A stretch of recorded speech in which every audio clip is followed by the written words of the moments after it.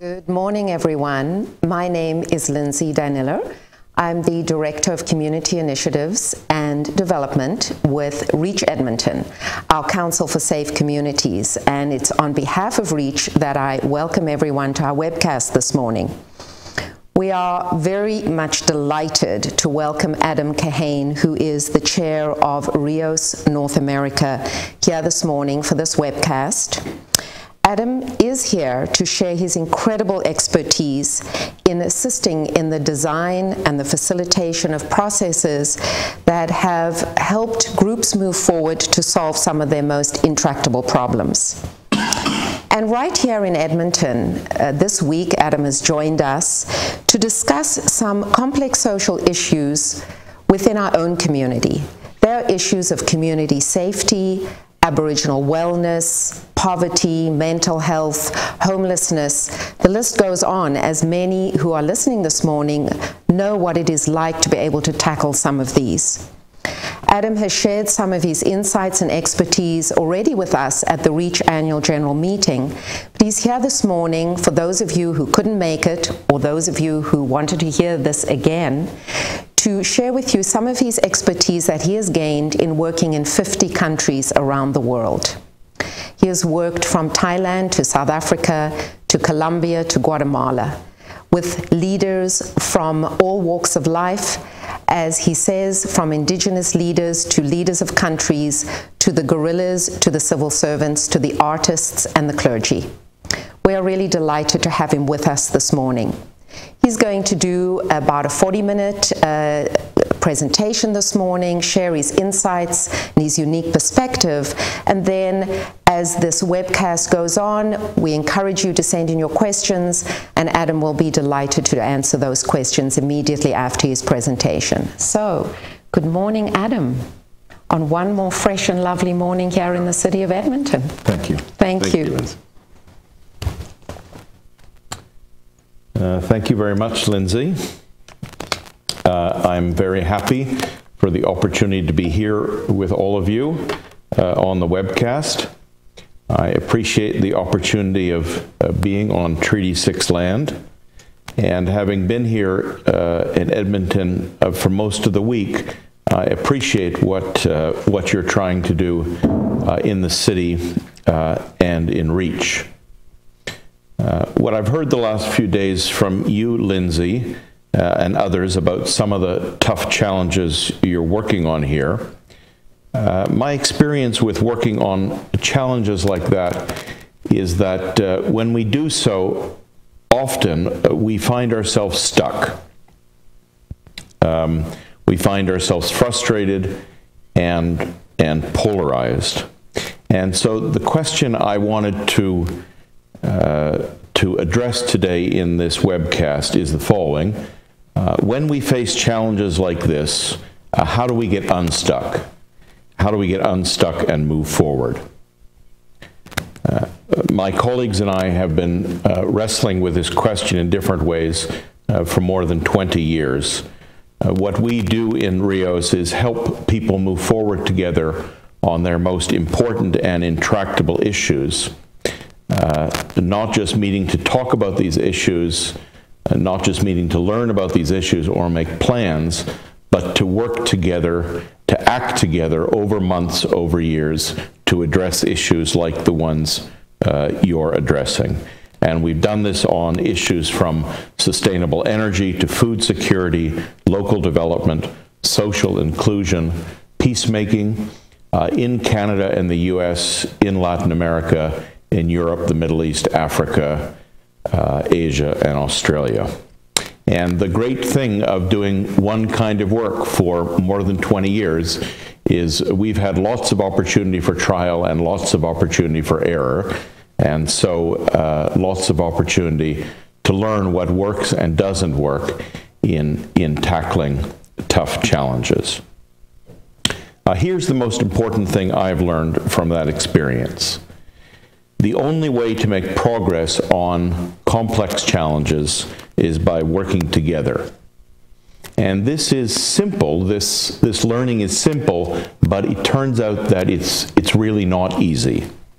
And the reason it's not easy is that working together means that we have to engage and think and act not just with friends and colleagues, but also with strangers and opponents. So working together requires us to change how we relate to one another. Fundamentally, it requires us to change how we talk and how we listen. The way I'd like to explain these points this morning is by telling you 3 stories from my experience. One from South Africa, one from Colombia, one from Guatemala. And I chose these 3 stories because they're from early on in my work, when I first started to grasp the kind of dynamics that's involved in working on tough challenges. And even though these stories are from far away, from contexts very different from Edmonton, from extraordinary contexts, you might think, my belief is that the same dynamics as show up in these extraordinary contexts are also present in ordinary contexts, like here in Edmonton. And my own experience is that when we see how these things work, what it takes to work together in practice in these complex situations, when we see what this looks like in bright colors, in dramatic situations, it enables us to see how they work also in more ordinary, more muted settings, where sometimes the dynamics are harder to make out. So, here's my first story. I was born in Montreal. I went to graduate school in the United States, and when I got out of graduate school, I went to work for Shell, the oil company, at the head office in London. And I was a leader of the group that did a global strategy, looking at scenarios for what could happen in the world outside Shell. I was there in 1991 when we received an unexpected phone call from 2 university professors in Cape Town, South Africa. And South Africa was coming out of, was still in the midst of the turmoil of conflict, especially between the white minority government and the black majority population, with dispute over the apartheid system, this system of organizing the country through a principle of separation. The word apartheid just means apartness. Nelson Mandela had just been released from prison 1 year before, and negotiations were underway to effect a transition to democracy. But nobody knew how it would go, and many people, both internationally and in South Africa, couldn't see how this could end except through civil war.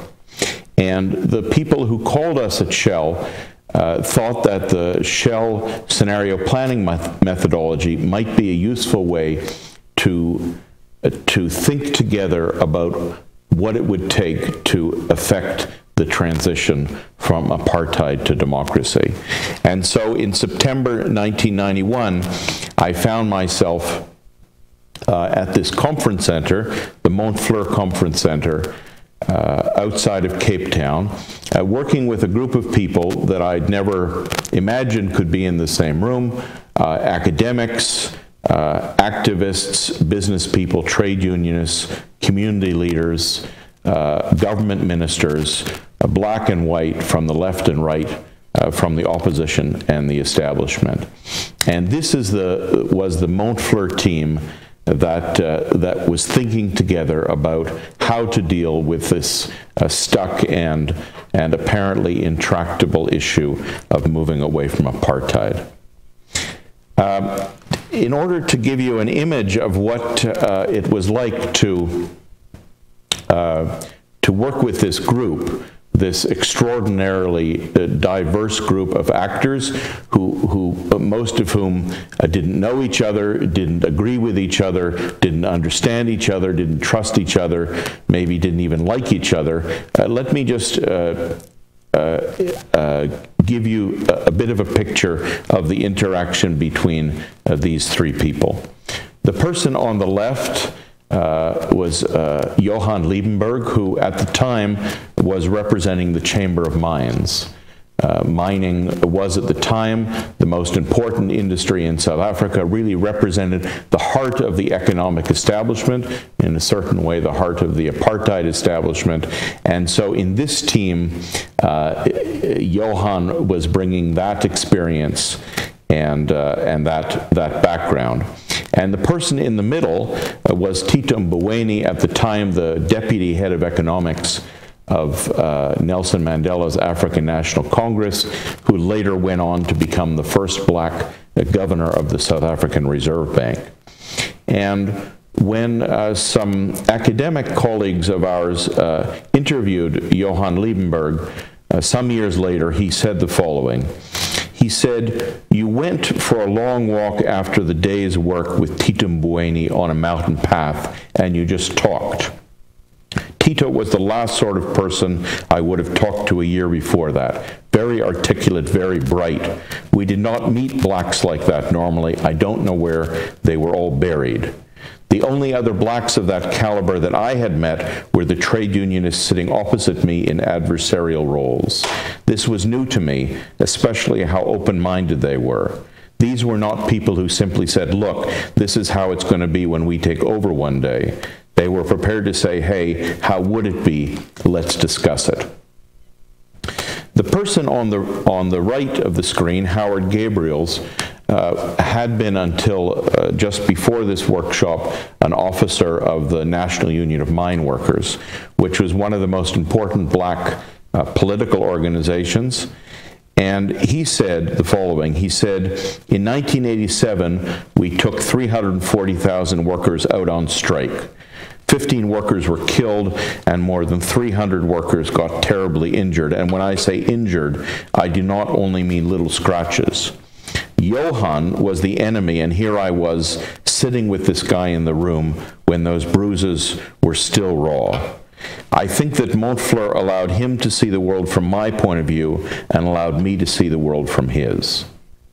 So this is the kind of dynamic, the kind of interaction, the kind of conversation that I found myself facilitating in Montfleur. And this team, over the months that they worked together in 1991 and early 1992, it came to certain insights about what was going on in South Africa, what could go on in South Africa, what should go on in South Africa. They built their relationships across these apartheid lines, and they made certain commitments about what they needed to do. And out of these insights and these relationships and these commitments, actions arose. Actions they took separately and actions they took together, especially actions related to the economy. Lots of the attention in the transition had been focused on political and constitutional matters. Here was a team saying, actually, there's crucial economic matters that also need attention. And in the event, when the transition occurred, when the first democratic elections were held in 1994, probably the biggest surprise of all of this was the economic policy of the new government. And the person who led that was Trevor Manuel, a member of this Montfleur team, the head of economics of the ANC, and later the first black minister of finance, a position he held for 13 years. And under his leadership, the rate of GDP growth in South Africa tripled and the rate of inflation halved. And he said later, it's not a straight line from Montfleur to our current policy. It meanders through, but there's a fair amount of all of that going back to Montfleur. I could close my eyes now and give you those scenarios just like this. I've internalized them, and if you've internalized something, then you probably carry it for life. So what I learned from this first experience with what we now call a multi-stakeholder problem-solving work, a group of actors from across the system getting together to meet, to talk, to learn, and to act. What I learned is that if we can work together, then we can get unstuck and move forward.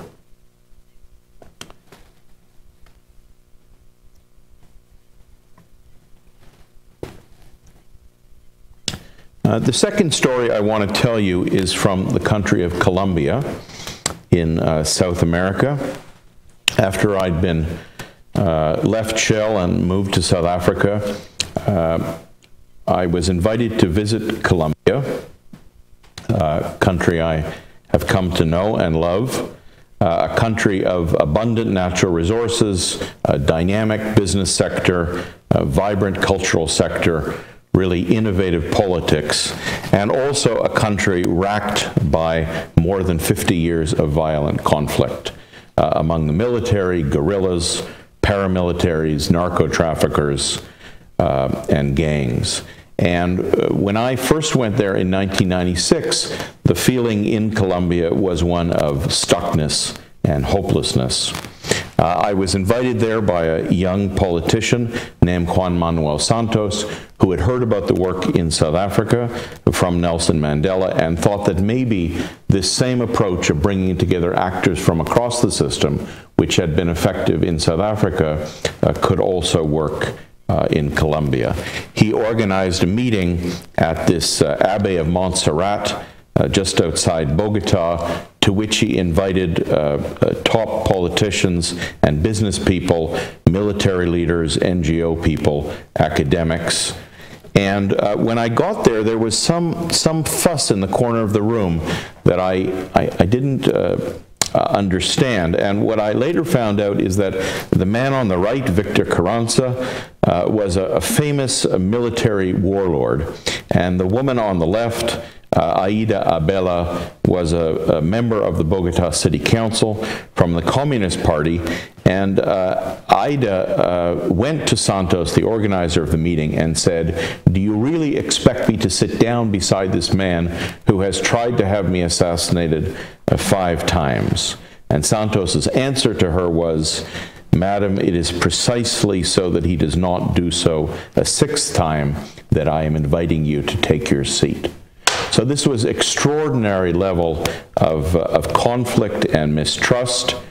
But nonetheless, the people who were there agreed that such an effort would be useful in Colombia, and some months later, this project, which came to be known as Destino Colombia, Destination Colombia, was started at a small hotel outside Medellin, shown in this picture.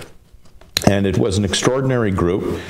It included not only members of all parts of Colombian society, but also members of the illegal guerrilla groups who were participating in these meetings. Turned out to be 9 days of meetings by speakerphone. 2 of them from a maximum security prison, and 1 of them from hiding in Costa Rica.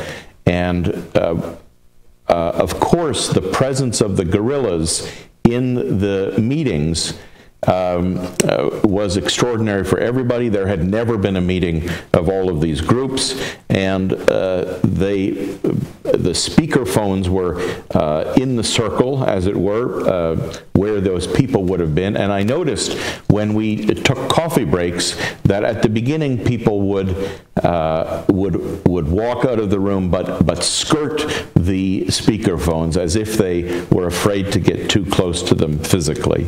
And during one of these early breaks, somebody came to me and said that, "Look, we're really frightened to be in this conversation directly with the guerrillas. People have been killed in such circumstances." And when the meeting started again, I made this comment that somebody had said to me that they were frightened, and over the speakerphone, the voice of one of the guerrillas, a man named Francisco Galan, came to me, where he said, "Mr. Kahane, why are you surprised that people in this room are frightened? People all over Colombia are frightened, and the dynamics in the larger system are simply showing up in this smaller system. And I think that's the potential for working with a group that includes actors and leaders from across the whole system, is we can see and understand and work with the dynamics in the larger system in the room itself, and thereby begin to understand what's going on and what it is that we can do with it. And as the relationships in the group grew, and now people at the coffee break would bring their coffee and sit beside the speakerphone and chat to the gorillas on the other end of the phone during the break.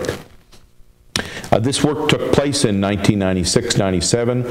I didn't hear very much about it. I didn't really know what had happened until 15 years later, when I had occasion to go to Colombia again in 2012, and now the man who had organized the first meeting, Juan Manuel Santos, was the president of Colombia. Investment and growth had gone up. Poverty and violence had gone down. Santos was on the front cover of Time magazine with the caption, "The Colombian Comeback from Nearly Failed State to Emerging Global Player in Less Than a Decade." And in the remarks that Santos made at the event that I went to in Bogota, he gave credit to the work of this team 16 years before. He said, "Who can deny the prophetic gifts of those who participated in these workshops? It is good to know that the best scenario that we imagined 16 years ago is now beginning to be realized."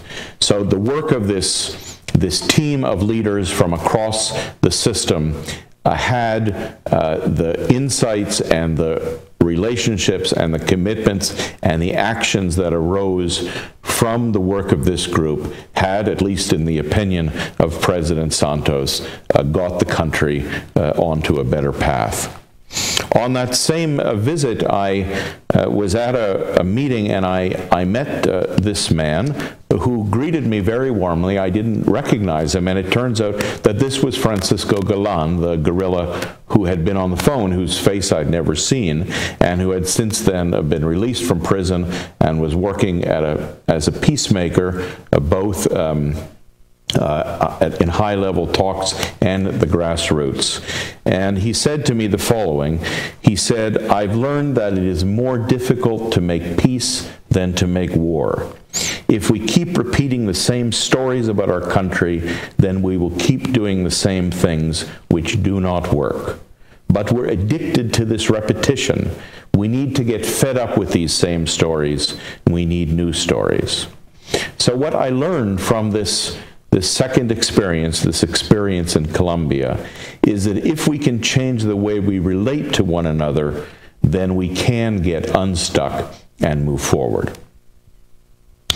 The third and final story I want to tell you is from Guatemala, a beautiful country in Central America, just south of Mexico. It is the country in the Americas with the highest percentage of indigenous people, more than 50%. And at the same time, a country which suffered the longest and most brutal civil war, 36 years, 200,000 people murdered, mostly by the state, 1 million people displaced out of a population of only 7 million. And then in 1996, one of the great triumphs of international peacemaking, peace accords were signed. And the question Guatemalans faced, how can we repair a social fabric which has been shredded? How can we reconstruct the country? How can we reconcile? And again, a team came together, a higher level team than the previous times, including indigenous people and cabinet ministers, mayors, religious leaders, young people. And what I noticed as we worked with this team over several years, from 1998 to 2000, is that as the team worked together, the way they talked with one another, and especially the way they listened to one another, shifted. And it was this shift in the talking and listening that was the symptom and the enabler of a different way to work together, and a way to create a new reality in their country. When we started the first workshop, the organizer of the project, Elena Diaz-Pinto, said to me the following. She said, "The first thing I noticed was that the indigenous people were sitting together. The military guys were sitting together. The human rights group was sitting together. I thought, they're not going to speak to each other. In Guatemala, we've learned to be very polite to each other. We're so polite that we say yes, but think no. I was worried that we would be so polite that the real issues would never emerge." And I call this way of talking and listening downloading. It's where I say the same thing I always say, either because I think it's the only thing that's true about the situation, or because I think it's the only polite thing to say, or maybe the only safe thing to say. I just give my speech, the same speech I always give, as if downloading it from the internet. And the kind of listening associated with downloading is I'm not really listening at all. I'm just waiting for your mouth to stop moving so that I can go back to telling you my story about the way things are. Then something interesting happened, and it was reported as follows. The first round in the first session was extremely negative because we were all looking back to the events of recent years. Thus, a first moment full of pessimism was generated. Suddenly, a young man stood up, says the young man on the left of the photo, and questioned our pessimism in a very direct manner. This moment marked the beginning of a very important change, and we continually referred to it afterwards. So what shifted here is now somebody was saying what they really thought, not just what they thought they had to say, or was safe to say, or polite to say. And I think it's interesting that this moment, or this beginning of frank talking, was provoked by a young person, maybe somebody who didn't know what he wasn't supposed to say. And this kind of talking and listening we call debating, where I'm saying what I'm really thinking, you're saying what you're really thinking. This is an upgrade on downloading in that now we're hearing what people really think. And the listening associated with debating is I'm listening to these different points of view in order to decide if I agree or I disagree, in order to decide which is true. Now, of course, in this group, the most sensitive subject, the most difficult subject, was the discussion of the Civil War itself. And in this group, the man in the middle of this photo, General Julio Balconi from the Army, was on the defensive. He was the one who represented in the group the armed forces, who had been the perpetrators of most of the genocidal activities during the Civil War. And the woman sitting beside him is Raquel Zelaya, who at that time was the Minister of Peace.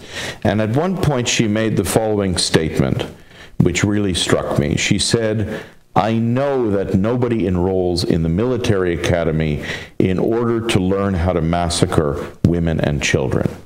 And this was an extraordinary statement because she wasn't saying that she agreed with Balconi or that she approved of him, but she was indicating that she had some empathy for where he was coming from and for his motivation, and understood that he also had a human motivation and hadn't started out his career with the intention of perpetrating these massacres. And this third kind of talking and listening we call dialoguing. It's where I talk and tell you not just what I think, but where I'm coming from. And I listen to you not just to decide if I agree with you or disagree with you, but with empathy to try to understand where is this person coming from? Why are they saying what they're saying? Why are they doing what they're doing? And this is a big step forward, and it's only in the move from downloading to debating into dialoguing that something new can begin to arise in a group. Then an extraordinary thing happened. This man, Ronoth Orkieta, spoke. He was worked for the Catholic Church. He was his responsibility was to compile a report on what had happened during the Civil War. We had been speaking all day or throughout the workshop about various matters, driving forces, key uncertainties, what had happened, what was happening, what could happen, a very analytical or rational conversation. And now we had invited people to tell stories from their own experience. And the story Ronald told was having gone in his job as the representative of the Catholic Church to be the official observer when a mass grave from a massacre was being exhumed, when the earth was being taken out of the grave. There had been many such massacres, mostly in indigenous villages, and here the grave was being exhumed. And when the earth was taken out, Ronald noticed that there were a lot of small bones in the grave, and he asked the forensics people, what happened here? Did people have their bones broken during this incident? And they said to him, no, this was a massacre which involved a number of pregnant women, and what he was seeing was the bones from their fetuses. And this story had an extraordinary impact on the group. The group fell completely silent, and the silence that just went on, and then we took a break and we continued with the work. And over the months and years that followed, this group went on to do extraordinary things together, sometimes separately, sometimes together, but really with an alignment, with a sense of common purpose. They worked on questions of municipal development, on anti-poverty measures, on educational reform, many things. In other words, they became a very influential and powerful positive force for rebuilding and reconciling and repairing the country. And when some researchers from the Massachusetts Institute of Technology interviewed members of the scenario team, many of them mentioned this 5 minutes of silence as having been the moment when everything moved, when everything got unstuck, when they really knew at a deep level what was going on and what they needed to do in the situation they were in.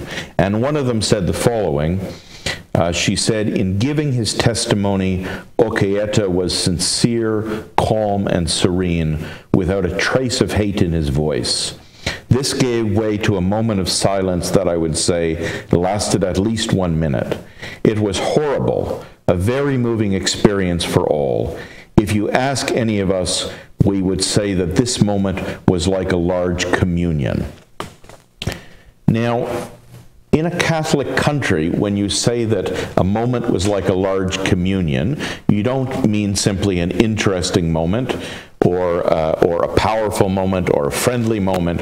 What you mean is that this is a moment of being one. Not just the feeling, but the reality of being one body, literally one body in Christ.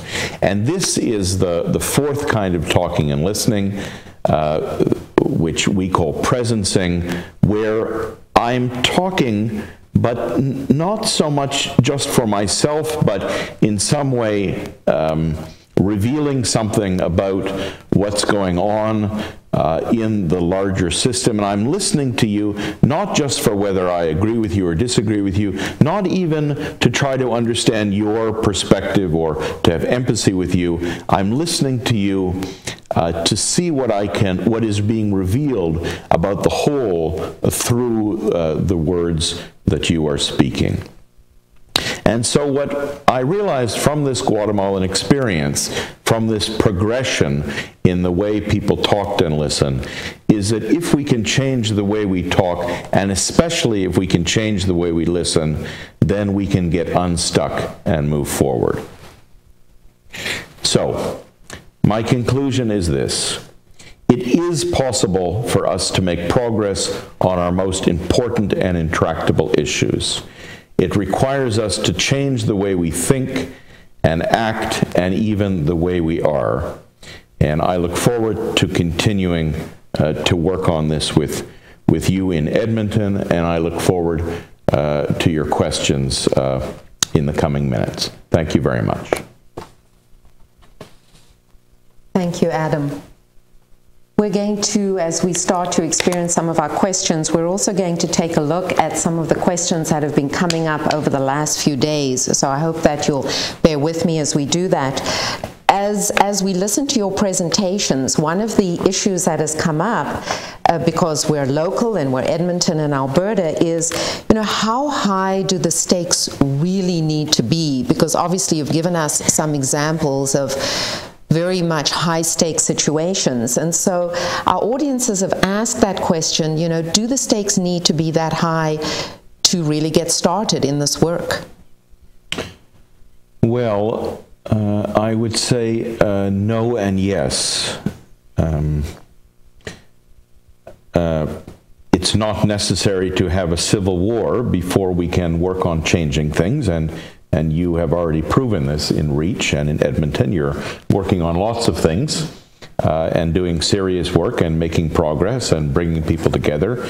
The stakes don't have to be that high. The reason I tell the stories I do is, first of all, that's how I first came to understand these dynamics, and I also think these dynamics are easier to see in dramatic situations, but my point of view is exactly the same dynamics, actually exactly the same dynamics show up both in these extraordinary situations and in ordinary situations in Edmonton, in our organizations, in our communities, even in our families. But they're harder to see. They're in more muted colors. And so I think when we see it in bright colors, we can recognize it. Oh yes, that's this thing that's happening that's harder for us to see. So no, of course it's not necessary to be in a situation like the ones I described in order to want to get together and work on things. And I see lots of evidence of this in many places, including in Edmonton. However, and this is the yes part of my answer, it is difficult to effect change in a situation where powerful people think that nothing should change. And, well, this was the case in Guatemala, Colombia, and South Africa, and it's the case in Canada and in Edmonton. And so how to identify what is the area of shared frustration or unease where enough of the actors think there's a problem and therefore are willing to do the hard work of coming together, not just to meet, but to act to solve the problem. And in a situation where lots of people think things are fine, that is challenging and takes real leadership. Yeah, and that really takes us to another question that many have asked is, how do you select or determine who the key players, the key people are that can change the systems? That we can see many of those systems are not working. If they were working really well, we wouldn't have some of those complex social issues. And how do you choose those people to be at the table? Well, I think that the role of inviting people to work on issues like this is, much like any other social change activity. You've got a person or a few people or a few organizations that say, we can do better than this, we need to do better than this, we want to work on it, would you like to join us? And they look for allies, they look for people who are willing to work on this with them. And the only thing which is particular about the way of working, this social lab way of working that Rios does, is that the emphasis is on finding a team of people from across the whole system. From two perspectives: a team that has the capacity to understand the whole system from different perspectives, not just from the top, but from the bottom and from different angles. You can't change a system if you don't understand it, and the easiest way to understand a system is not to get somebody to write a report about it or to do a survey about it, but to engage in frank and serious conversation with actors or leaders from different parts of the system. So on the one hand, we want a team that has the capacity to see the whole situation, or to see the situation from multiple positions, and at the same time we want a team that has the capacity to influence the system from multiple positions, because the whole starting point for this work is that we know that it's not possible for us alone to effect change, and so we're looking for allies to understand what's going on and then to act.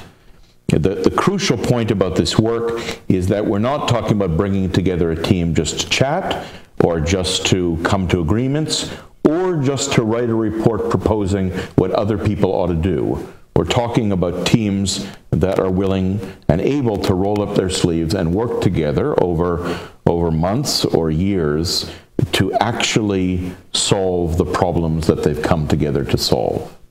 And you have to choose or invite a team with that end in mind, recognizing that maybe once you get going, you'll see, oh, it really would be good if we also had somebody from this part of the community, and we invite them in later.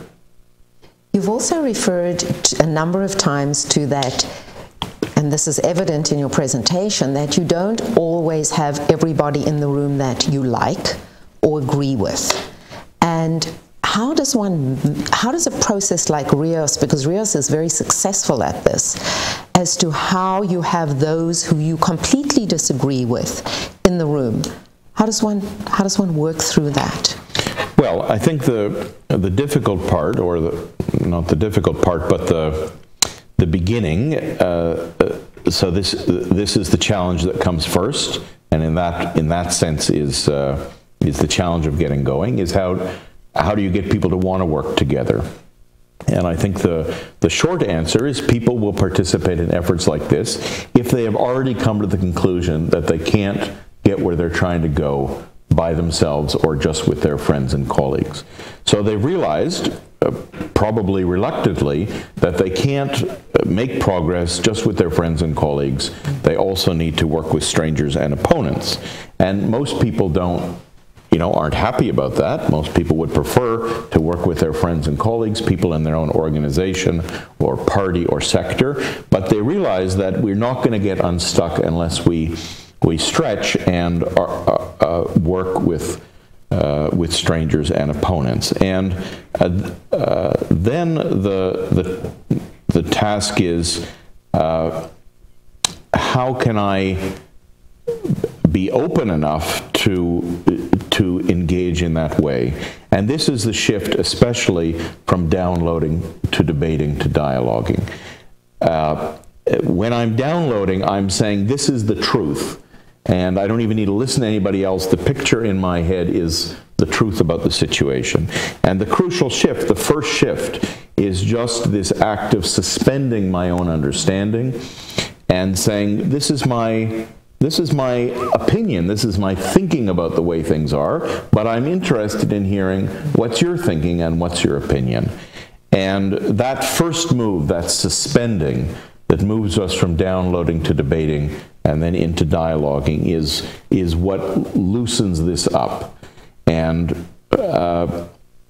most people find this not so difficult when they understand this quite basic point that we all have a perspective on the situation and nobody has the truth about the situation. Then it becomes interesting and enriching, and I would say heartwarming to say, well, what other ways are there of understanding what's going on? So at least this beginning of listening and talking is not so, it doesn't have to be so difficult. It gets more difficult again than when we move from, okay, we sort of understand each other, we're sort of listening to each other, but then how are we going to act?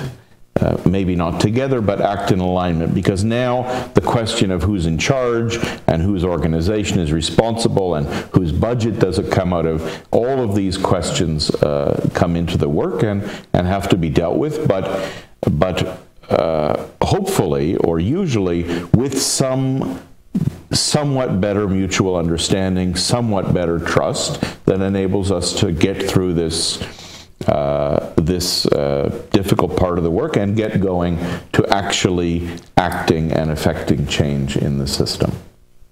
It leads us to one of the questions that I noticed coming through as to what are the tricks of this work, and are there tricks of the trade in this work? We often laugh at Reach Edmonton and we say, well, food is essential to our work, and as part of the backdrop. But I know that you've often taken people at great distances. You've put them into different spaces, physical spaces, and wonder if you'd like to comment on that as well.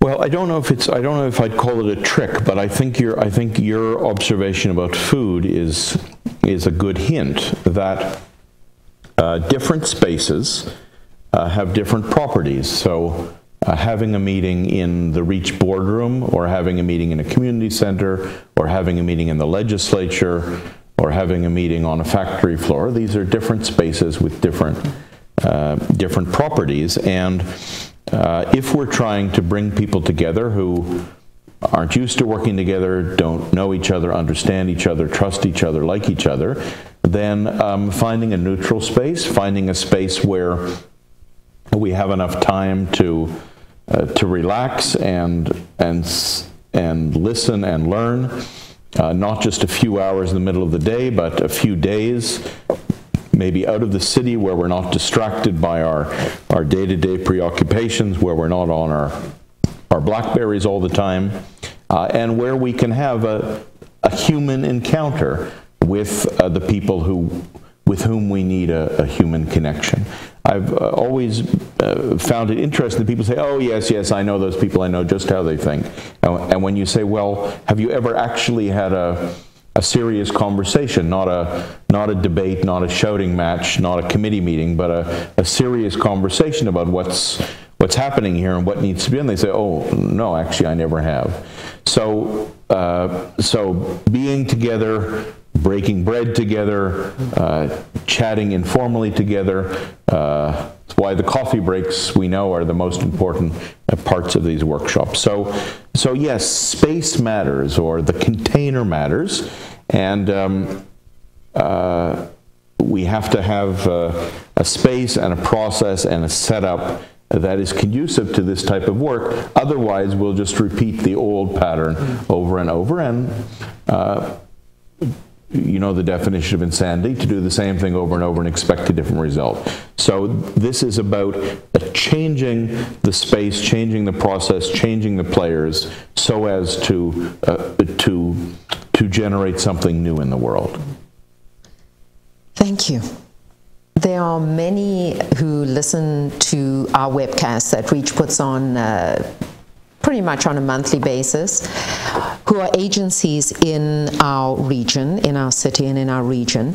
And I know that this is something that concerns them. There's a desire to collaborate, there's a desire to work together. But so many agencies feel that they are very stretched within their own projects and wonder how to dedicate resources to collaboration.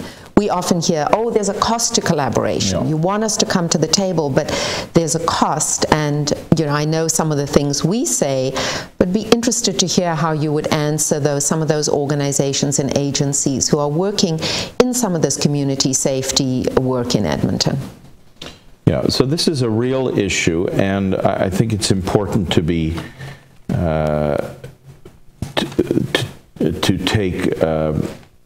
to include a hard-headed a point of view here. And the hard-headed point of view is that, yes, there's a cost to collaboration, and it only is worth incurring if there's a benefit to collaboration.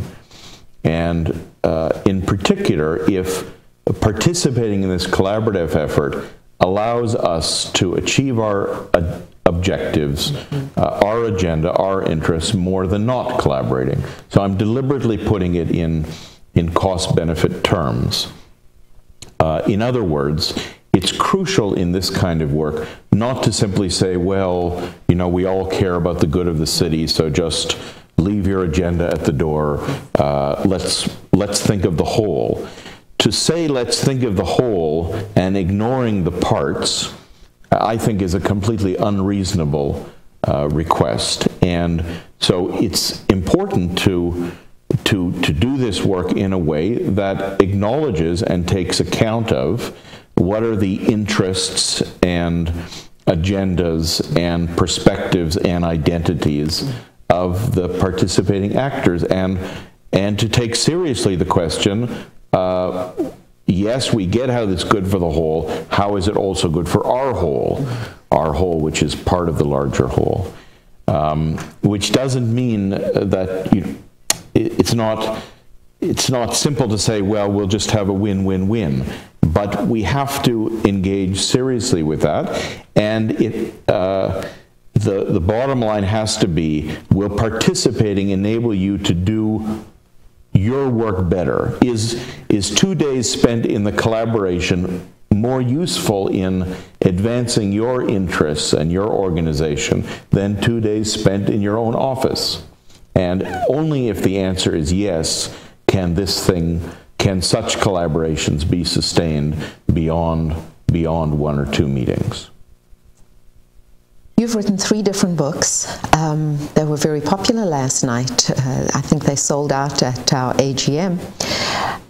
One of them, particularly, I think, sold out faster than the rest, your latest book. They all have long titles, but Power and Love is certainly one that there's a lot of discussion about out there, and people are intrigued by the concept, where it comes from, and wondered if you'd touch on that this morning.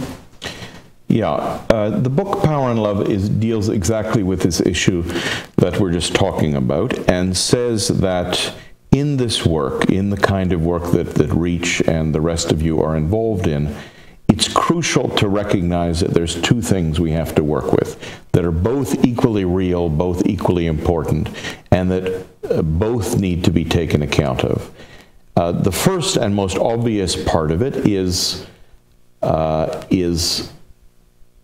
what I call love, which is the way in which we're all part of something larger.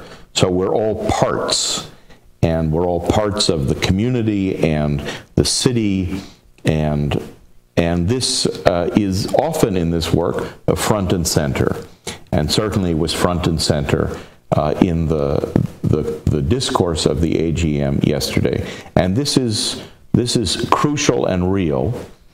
But there's also a way in which we are all wholes in ourselves, each of us as individuals, as communities, as cultures, our organizations. We're all wholes in ourselves, and this is what I call the power dimension, where we each have our own agenda, objectives, growth, self-realization. And the book is a 100-page elaboration on a single sentence from one of the final speeches of Martin Luther King Jr. before he was assassinated, where he said, "Power without love is reckless and abusive." So just paying attention to my whole without recognition that I'm part of something larger is reckless and abusive. But he goes on to say, and love without power is sentimental and anemic. So just talking about the whole and ignoring or not recognizing the power and identity and of each of the parts is sentimental and anemic. And we see this in expressions like "leave your agenda at the door," or "we're all one," or "how can you be off on your own there," or "why are you saying you're your own nation," or "what's this about your agency's financial situation?" These are all symptoms of ignoring the wholeness of the parts. And as King said, this is sentimental and anemic. And this is, I think, the most common trap of this kind of work, of backbone organizations, of coordinating or facilitating organizations like REACH, like RIOS, is to fall into this trap of being sentimental and anemic, and as a result producing nothing, remaining stuck, creating just greater cynicism, and not getting where we're trying to go. So that's, I've saved you having to read the book. That's the whole summary. No, yeah. but I have. Yeah. No, thank you so much. That's important, because the backbone work that REACH does, we do realize that as we stand in the background, there's a lot of pushing and pulling that goes on as we try and make this a safer city in a generation. You can't just sit back and say, this is great work, and just join us. So thank you so much for that. Before we let you go, back to Montreal, which is your home base for part of the year, tell us why you do this kind of work. You know, so many people have commented in the last few days that Adam has a way of communicating this, a way of sharing, does this work. It's quite extraordinary. You've struck us as extraordinary in your work, and so that question has come up. Why do you do it? What keeps you going?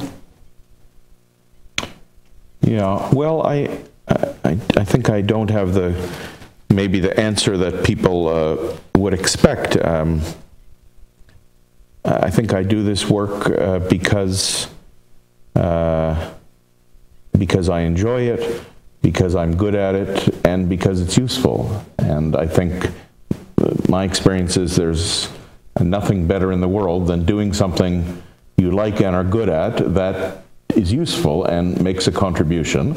I think there's lots of ways to make a contribution, but this is mine, and it's great, and I love it, and so that's why I do it.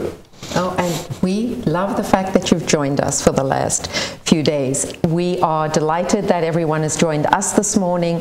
We really want to thank Adam for taking us on a journey over the last few days that many of us are in awe of and have learned so much from. We will take those bits and pieces, we will apply them to many of the issues that we have shared with community leaders yesterday, with the mayor, and with our own community of REACH Edmonton last night.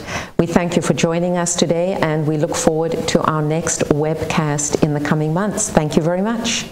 Thank you, Adam. That was wonderful.